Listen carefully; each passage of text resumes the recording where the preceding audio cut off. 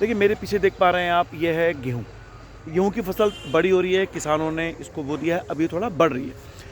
इसकी बात मैं आपको इसलिए कर रहा हूँ क्योंकि आजकल पंजाब का किसान दिल्ली को जाम किए हुए है, कई लोग उसको सपोर्ट कर रहे हैं। अब एक किसान आंदोलन है या किसानों, मासूम किसानों को बरगला के आड़तियों का आंदोलन है, ये आप तय करेंगे। और ये देश में किस तरह से एक नई साजिश चल रही है, ये भी आप तय कीजिए। अगर मैं आपको उदाहरण बताता हूँ, किसान आंदोलन के मंच से युवराज सिंह के पिता जोगराज सिंह ने ये कहा कि तुम हिंदुओं 100 साल तक मुल्लों की गुलामी की है, तुम हिंदू की जो औरतें हैं वो उनके हरम में रही हैं, मुसलमानों के हरम में रही हैं। आप मुझे बताइए, किसान मंच के आंदोलन से इस तरह की बातें करने का कोई तुक था? सबसे शर्मनाक पहलू ये है इस घटना का कि वहाँ पे बैठा हर एक शख्स जो किसान के रूप में वहाँ आंदोलन में बैठा हुआ था, वो उस बयान पे तालियां पीट रहा था और हंस रहा था। अब बताइए, क्या ऐसे किसान होते हैं? क्या कोई किसान बेतुकी बात पे तालियां पीटेगा? होना तो ये चाहिए था कि वहाँ के जो किसान थे वो जोगराज सिंह के मुंह पे काला गोबर, सुअर की टट्टी डालते मुंह पे और बाल खींच के मंच से बाहर निकालते, कहते दफा हो जाए यहाँ से। सेकंड, सोशल मीडिया में जोगराज सिंह के खिलाफ तो लोग बोल रहे हैं, पर जोगराज सिंह के बातों का समर्थन करने वाले हर वो शख्स जो वहाँ किसान आंदोलन में बैठा हुआ है, उसका कोई विरोध नहीं कर रहा है। क्यों भाई? जितनी गलती जोगराज सिंह की थी उतनी ही गलती वहाँ बैठे हर उस शख्स की थी जो किसान आंदोलन के रूप में वहाँ बैठा हुआ है। सेकंड, और जितने भी वहाँ आंदोलनकारी हैं, उन आंदोलनकारियों में से कौन है जिन्होंने अनुच्छेद 370 हटाने का विरोध किया, जो टुकड़े टुकड़े गैंग के समर्थन में थे, जो पाकिस्तान आर्मी के समर्थन में थे, और वो लोग जो सीए के विरोध में शाहीन बाग जैसे आंदोलन कर रहे थे, वो लोग इस किसान आंदोलन को खुले दिल से सपोर्ट कर रहे हैं। और कनाडा और लंदन के वो खालिस्तान समर्थक लोग इस किसान आंदोलन को समर्थन दे रहे हैं। आप मुझे बताइए, क्या आप इसको किसान आंदोलन कहेंगे?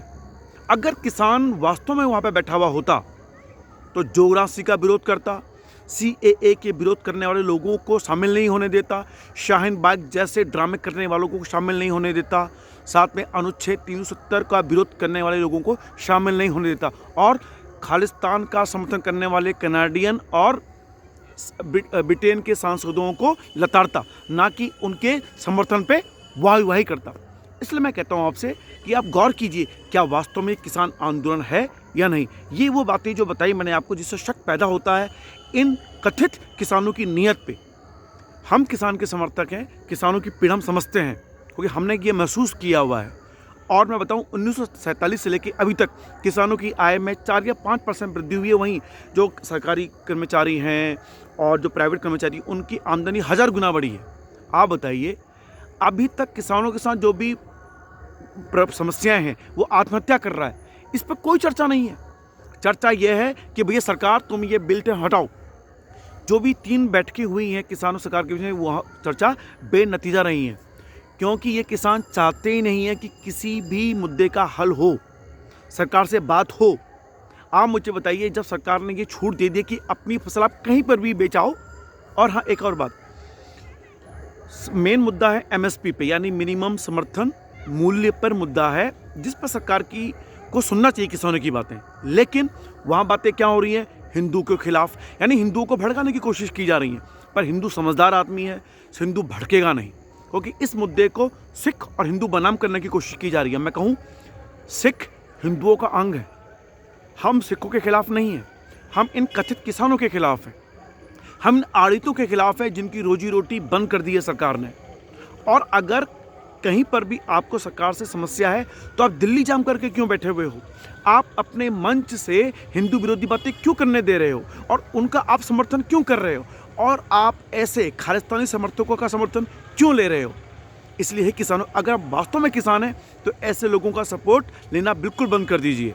इसलिए मेरी विनती है आप लोगों से, हम जो दूर बैठे हुए हैं, दिल्ली से दूर बैठे हुए हैं आजकल, और अपने खेतों में फसलों को रक्षा कर रहे हैं, हम लोग जब ये देख रहे हैं तो हमें बड़ा अचरज हो रहा है।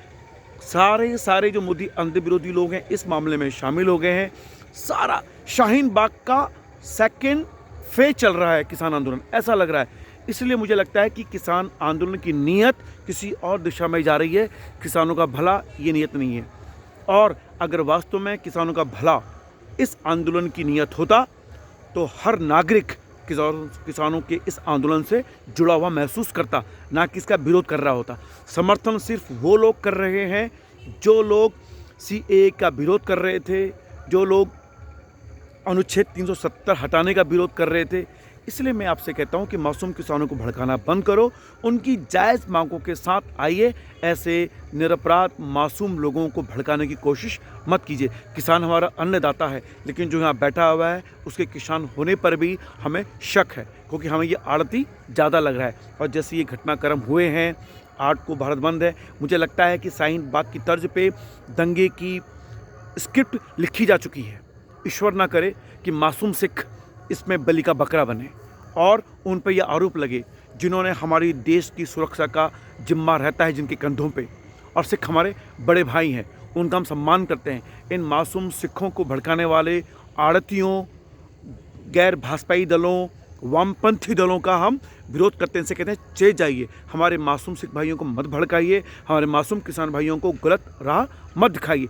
अगर सरकार से समस्या है तो उस पर विचार विमर्श कीजिए, अन्यथा मुझे लगता है कि इस आंदोलन की परिणति शाहीन बाग की तर्ज पे दिल्ली दंगों की तरह ख़त्म होने वाली है। जय भारत, जय हिंद।